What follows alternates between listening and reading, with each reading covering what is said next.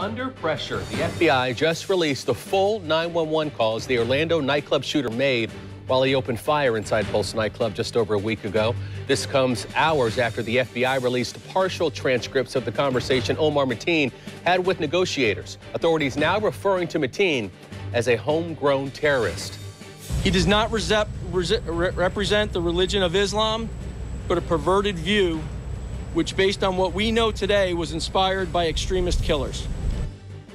Those calls giving us a glimpse into what happened inside the Pulse nightclub just over a week ago. It was 33 minutes after the first gunshot was fired that police say Omar Mateen called 911.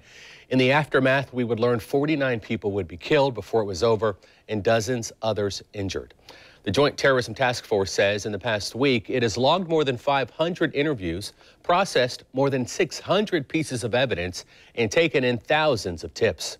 Joy is standing by with what those calls have revealed, and we're also taking a look at some security changes coming to Jacksonville. Joy? Well, Tariq Mary, the gunman responsible for the deadliest mass shooting in modern U.S. history, paused during his shooting rampage inside the Pulse nightclub to call police and confess to his crime. Well, today the FBI released the transcripts of his calls to police dispatchers, pledging his allegiance to the terror group ISIS. Quote, I let you know I'm in Orlando and I did the shootings, end quote.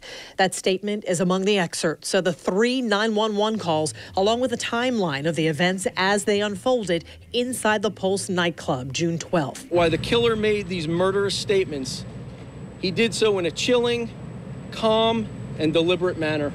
The terror that unfolded inside the club left 49 people dead and 53 others injured.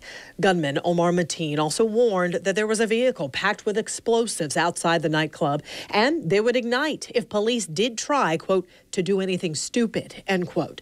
No explosives were found.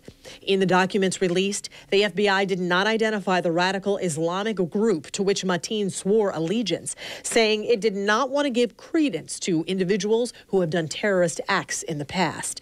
Instead, saying a myriad of other things could have motivated the attack. We're actually looking into any potential motive. We're not limiting ourselves to coming up with just one motive. We're looking at a myriad of things right now, and that actually is ongoing as we speak, both through social media, friend contacts, people that had only met the individual for one time. And that's why we're asking for anybody and everybody that's had any contact with this individual to come forward.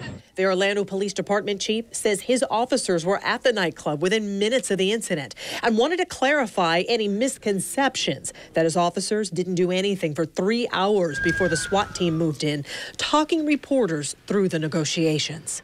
Anytime we can engage a suspect who's in a hostage situation, we definitely want to keep them talking, not only to peacefully resolve the situation and cause less life to be lost, but also to set up and make sure our teams are ready to enter. Now, tomorrow, the Attorney General will be in Orlando to be briefed by police agencies and to speak with victims. Also, the area where the shooting happened is set to return to normal business hours this week without any further press conferences from that location.